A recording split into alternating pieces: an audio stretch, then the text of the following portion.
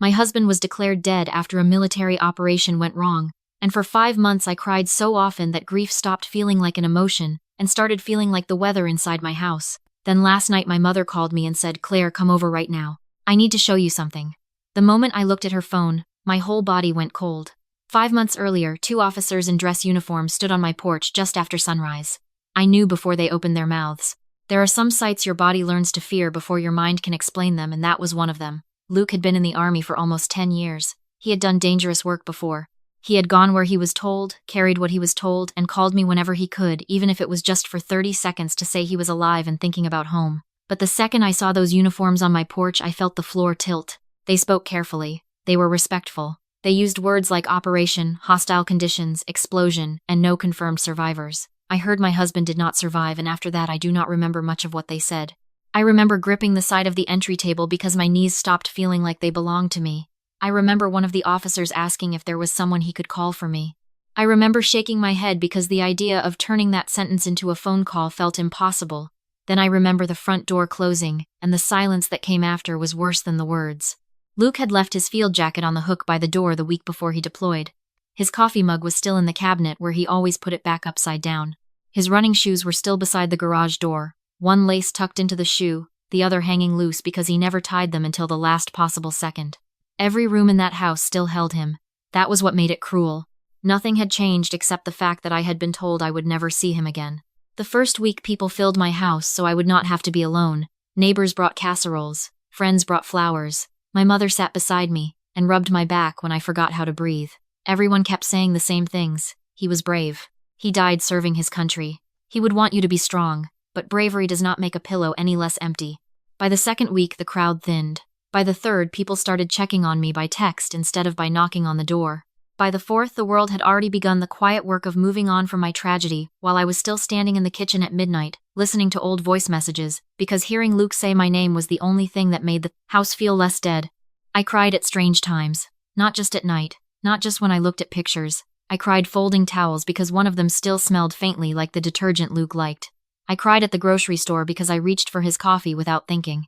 I cried at a stoplight because the song he used to hum under his breath came on the radio, and for one stupid second my body believed he was still in the passenger seat. At first I thought grief would move like a storm, loud, violent, then gone. It did not. It moved like water filling a basement, quiet, cold, relentless. Day after day it rose another inch, and I kept trying to live with it, as if eventually I would not notice it climbing my walls. I stopped answering most calls. I started sleeping with my phone beside my pillow, even though there was no one left to call me from overseas. Some nights I played the same old message from Luke over and over until sunrise.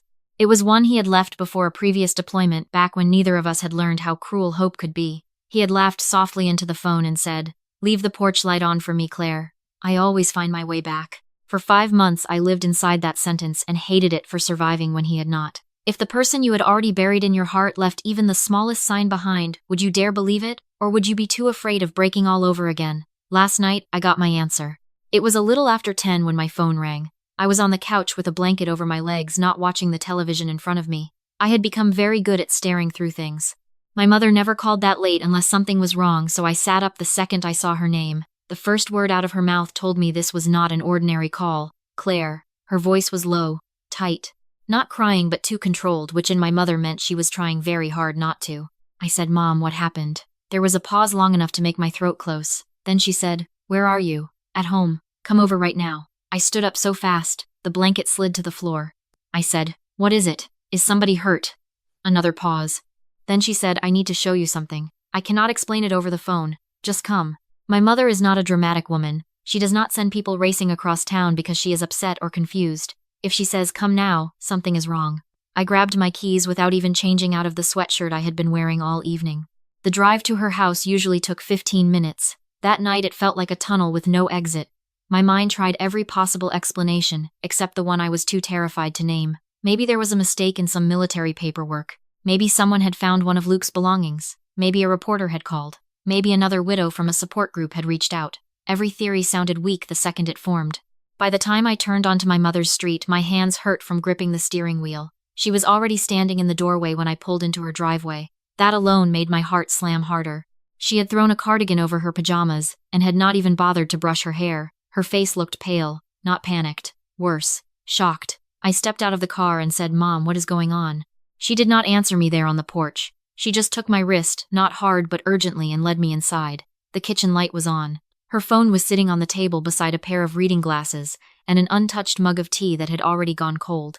She looked at me for a second the way mothers do when they are trying to decide whether the truth will hurt more if they say it quickly or slowly. Then she said, "Sit down." I did not sit. I said, "Please, just tell me." She took one breath and nodded. Then she said, "I need you to listen before you look." That sentence alone made my stomach turn. Over the past few months, my mother had done something I did not know about. She had quietly joined a few online groups for families of service members who had been reported missing or killed under unclear circumstances. She never told me because she knew I was barely keeping myself upright and she did not want to feed me false hope. But she also said something that night I will never forget.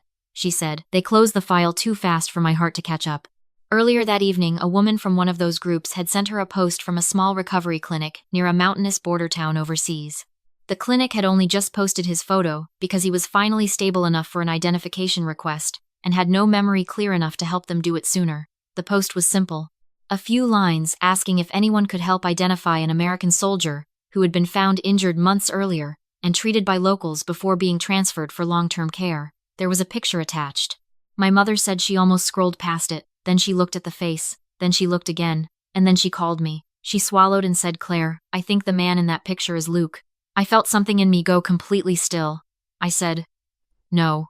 Not because I was sure she was wrong, because if she was right, the last 5 months of my life were about to split open. She nodded once and said, "That is exactly what I said to myself." Then I kept looking. Her hand shook when she picked up the phone. She turned the screen toward me. For a moment, I did not understand what I was seeing. The image was not clear in the polished official way of military photographs or hospital files. It looked like someone had taken it quickly outside in natural light. A man was sitting on a weathered wooden bench beside a low stone building. Behind him were mountains and a narrow road. He was thinner than Luke had been when I last saw him. His beard had grown in. There were healing marks near his neck and shoulder, and one arm rested strangely like it had only recently relearned its strength.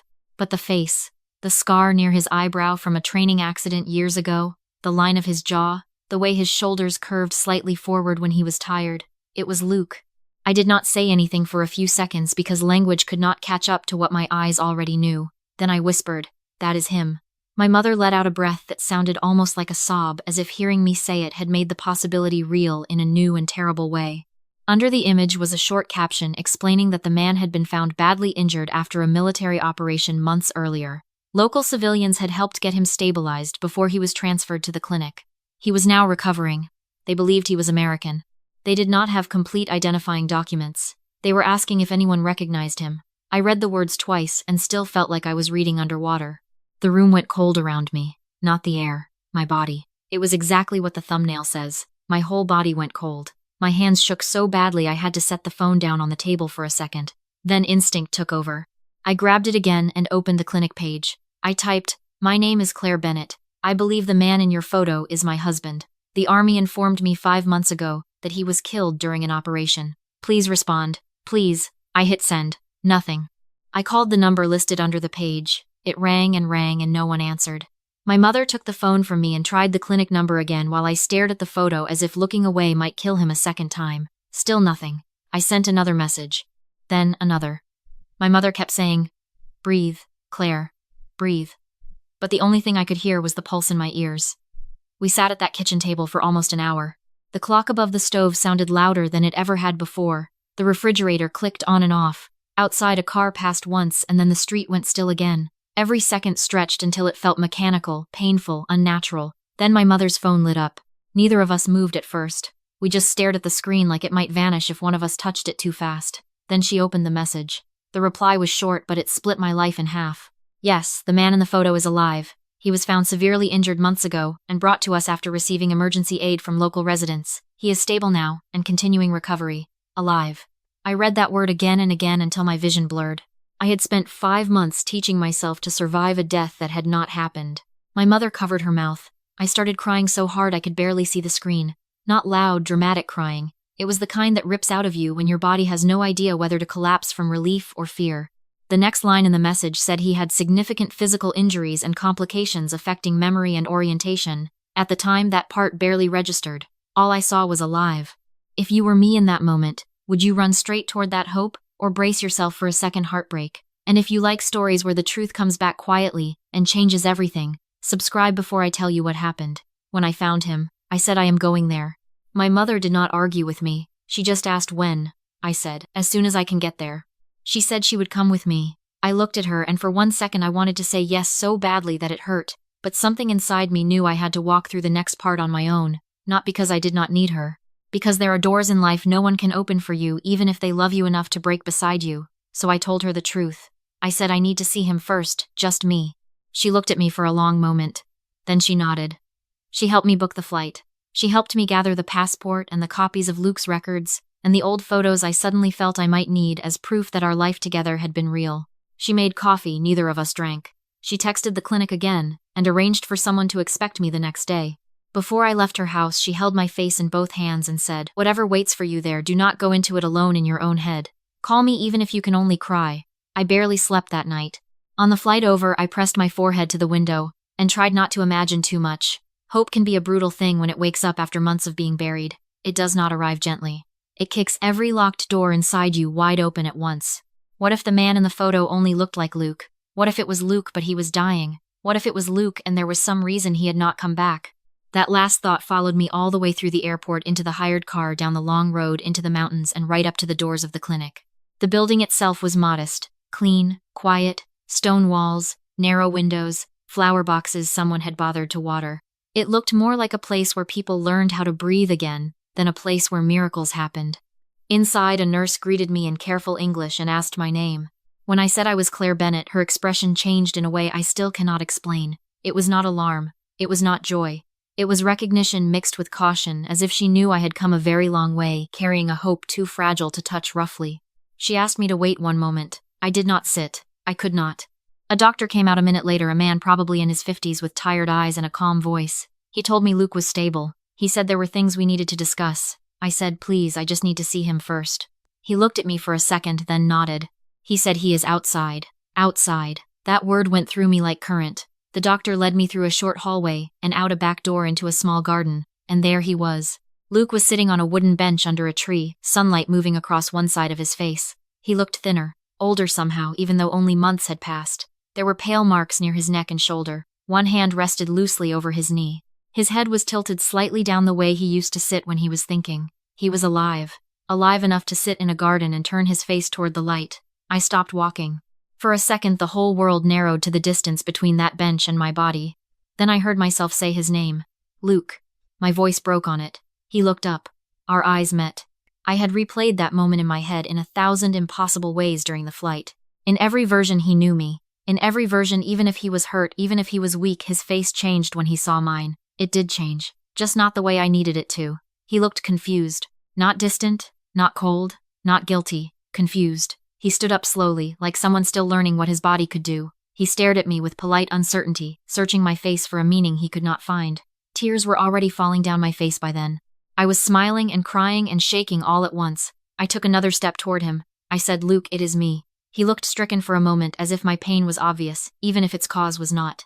Then he said very gently, "I am sorry. Do I know you?" I do not have a better way to explain what that did to me than this. When they told me my husband was dead, something inside me shattered. When he stood in front of me alive and asked if he knew me, the pieces shattered again, smaller, this time sharper. I said his name once more, softer now, as if saying it differently might wake something up. Nothing did. He took a small step closer, concern in his face, and said he was sorry again. He said he could tell he should remember me. He said he hated that he did not. The doctor touched my arm lightly and asked if I would come inside for a moment. That was when I learned the part the clinic message had not fully explained. Luke had not chosen silence. He had not abandoned me. He had not hidden. After the operation, the blast had separated him from his gear and identification. He was found alive, but barely, by local civilians near the border moved before any formal recovery team reached that area, and by then the operation had already been logged as a total loss. Severe injuries. Significant blood loss. Blast trauma. Long stretches of confusion.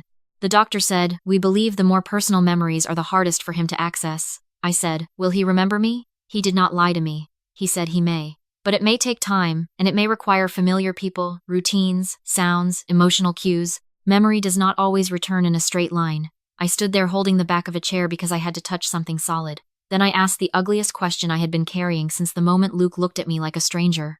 I said, "Is there a chance he never does?" The doctor held my gaze and said, yes, there is that chance. If the person you loved came back alive but looked at you like someone he had never met, would you stay and fight for one memory, or would you protect what was left of your own heart? I went back out to the garden after that because leaving immediately felt impossible. Luke was sitting again. He looked up when he heard me, and this time there was no fear in his face. Just concern and a kind of sadness that made it even harder because it meant some part of him knew I mattered even if he could not place why. I sat on the far end of the bench.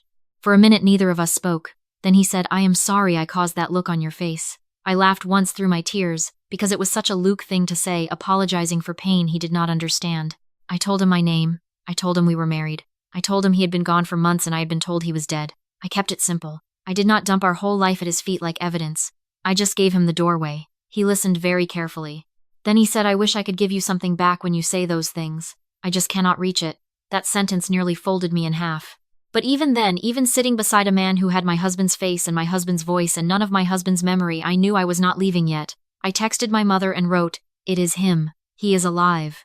But he does not remember me. She called immediately. I stepped inside to answer. I could barely speak. She barely could either. Then she said something that became the line I held on to for the next several days. She said, if his mind cannot find you yet, let his heart find you first. So I stayed. I found a small room near the clinic and came back every day. I did not treat Luke like a case file. I treated him like a man I loved, who had lost the road home. I told him small things, not speeches. How he always set the bedroom clock 5 minutes fast because he trusted himself less than he trusted time. How he drank coffee so black it looked mean. How he always touched the small of my back when he walked behind me in the kitchen, even if he was only reaching for a glass. How he could never leave a drawer half open without closing it. He listened. Sometimes his mouth would shift like he was almost smiling before he knew why. Sometimes his brow tightened, as if a detail had brushed against something just behind a locked door. But then the feeling would pass, and the door would stay closed. I showed him our wedding picture one afternoon. He studied it for a long time. He recognized himself, of course. He could see that the expression on his own face in that photo was love. But it was like he was reading emotion in a language he had once known and now could only partly translate. I played him one of the old voice messages on my phone. The same one I had listened to through so many sleepless nights. Leave the porch light on for me, Claire. I always find my way back. Luke listened to his own voice with his eyes down. When it ended, he sat very still. For one brief second, I thought I saw it happen. A flicker. A shift. Something. Then he looked up and said, I am sorry. I know that voice is mine. I just cannot feel what you are feeling when you hear it. He was always kind to me. That was one of the cruelest parts. If he had been cold, I could have built anger to stand inside. But he was gentle. He hated hurting me. He thanked me for coming. He asked if I had eaten. He held doors for me. He noticed when I looked tired. He treated me like a woman carrying unbearable grief, and not once like the wife who had slept with her head on his chest. After a few days, I started to wonder whether I was trying to pull a ghost out of a living man. My mother sent a package through a contact at the clinic on the 4th day. Inside was Luke's wedding band, the one he always left behind before deployments, and a folded card I had written him years earlier, before one of the long ones. My mother found them tucked in a small wooden box in our bedroom closet when she went to feed the plants and check the mail. Her note with it was short. Maybe this belongs in his hand. I did not use it right away. Memory is not a door you can kick open without risking damage. I had learned that much already. That night, Luke and I sat in the garden as the light faded. He asked me what kind of man he had been before the operation. Not the facts. Not rank, not skills, not the official version. He wanted to know the human version, so I told him. I told him he was the kind of man who never let me carry all the grocery bags even when I insisted I could. The kind who pretended not to like old movies and then quoted them for days afterward. The kind who checked the locks twice before bed when he knew I had read something upsetting in the news. The kind who always said my name first when he walked in the door, even before he took off his boots, like finding me, was the first part of coming home. Luke listened with his elbows on his knees and his hands clasped loosely together. Then he said, I would like to remember being that man. I had to turn my face away after that, because tears came so fast they embarrassed me. He noticed, of course. He said, am I making this worse for you by letting you stay near me? I shook my head and told him the truth. I said, no, I am just trying to find a way back for both of us. That was the lowest point. Not the first meeting. Not the doctor's explanation. This. Sitting beside him after days of trying, hearing how hard he was trying too, and still feeling the distance between us like a locked room I could not enter. The next morning I almost did not go back. I sat on the edge of the bed in that little rented room and stared at my shoes for 10 full minutes because I did not know how many times a person was allowed to walk back into disappointment before it became self-harm. Then my phone buzzed. It was my mother. She had not sent a paragraph. Just one line. Go as gently as you can, but go. So I did. That afternoon, I asked Luke if he wanted to walk a little farther than usual just to the far end of the grounds where there was an older stone wall and a bench that looked out over the valley. He said yes. We sat there with the wind moving softly through the trees. I told him I was not going to keep pressing him with stories, if all I was doing was hurting both of us. I said I wanted to try one last thing, not because I expected magic, but because there was one piece of us I had not given back to him yet. I took his wedding band out of my pocket and placed it in his palm. He looked down at it, and for the first time since I arrived, his breathing changed before his expression did. I did not rush. I just sat there. Then I played the old message again, very quietly. Leave the porch light on for me, Claire. I always find my way back. When the message ended, I said the words, myself soft enough, that the wind almost took them. I said, you always told me to leave the porch light on. Luke closed his fingers around the wedding band. His face tightened, not in confusion this time, in strain, in recognition fighting its way up through pain. He looked down, then away, then back at me. His free hand pressed briefly against his forehead. I leaned toward him and said, it is okay. We can stop. He shook his head. Then he looked at me with an expression I had not seen in 5 months, maybe longer. Need. Not physical need, emotional. The desperate, instinctive reaching of someone who has just felt the floor under him and is terrified of losing it again. His mouth opened, closed, opened again. Then he said my name. Claire. Nothing in my life has ever sounded the way my own name sounded in his voice in that moment. I could not move at first. I could not even breathe. Then I said his name back, and he was already leaning toward me, one hand rising to my face like he needed to confirm I was real by touch before memory disappeared again. He looked shattered and amazed and full of pain. He said, I know you. I started crying before he finished the sentence. He stood, pulled me up with him, and wrapped his arms around me. It was not a polite embrace, not the careful kindness he had shown me all week. It was Luke, my Luke, the way his hand spread across my back, the way he held on as if his body had found its home before his mind had fully caught up. I folded into him and cried so hard I shook. He kept saying my name into my hair like he was relearning it by saying it over and over. I do not know how long we stood there. At some point, he pulled back enough to look at me properly, and said that it was coming in pieces, not all at once. Images, feelings, the front porch light, my face in the kitchen, my laugh from another room, our bed, his hand reaching across it in the dark, the smell of rain on the driveway the day he left. He said he did not have every memory back yet, but he knew me. He knew I was his wife. He knew he had loved me before the operation, and he knew with terrible certainty that he loved me now, even in the middle of remembering. I told him he did not need to apologize for surviving. He cried then too, quietly the way strong men often do when they finally allow themselves to crack in one safe place. He said, I am sorry you had to lose me twice. I held his face in my hands and told him the truth. I said, you did not leave me. War took you away and then memory kept you from finding the road back. But you found it now. The first person I called after that was my mother. My hands were still shaking when she answered. I could not get the words out cleanly on the first try, so I just laughed and cried at the same time like a fool. Then I said, Mom, he remembers me. There was silence on the line, and then the sound of my mother crying in relief so openly that it made me cry all over again. She kept saying, thank God, thank God. Luke took the phone and said, hi, Margaret, in a voice still rough from tears, and that was enough to send her into another wave of crying that turned all three of us into a mess. Not everything fixed itself in one afternoon. That would not be honest. Memory came back in layers after that. Some details returned quickly, others took longer. There were still appointments, still difficult mornings, still moments when Luke would stop in the middle of a sentence because a gap in his own mind frightened him. But the central thing had returned. He knew me. He knew us. 5 months earlier, I had been told my husband died in a military operation. Then my mother made a discovery that turned my grief into shock, my shock into hope, and my hope into one more heartbreak before it finally became something I could hold. War took Luke away from me once. Memory almost took him a second time. But love, stubborn and ordinary and patient, found a way to keep the porch light on until he came home. If you like stories where love finds its way back after everything seems finished, subscribe and stay with me for the next one.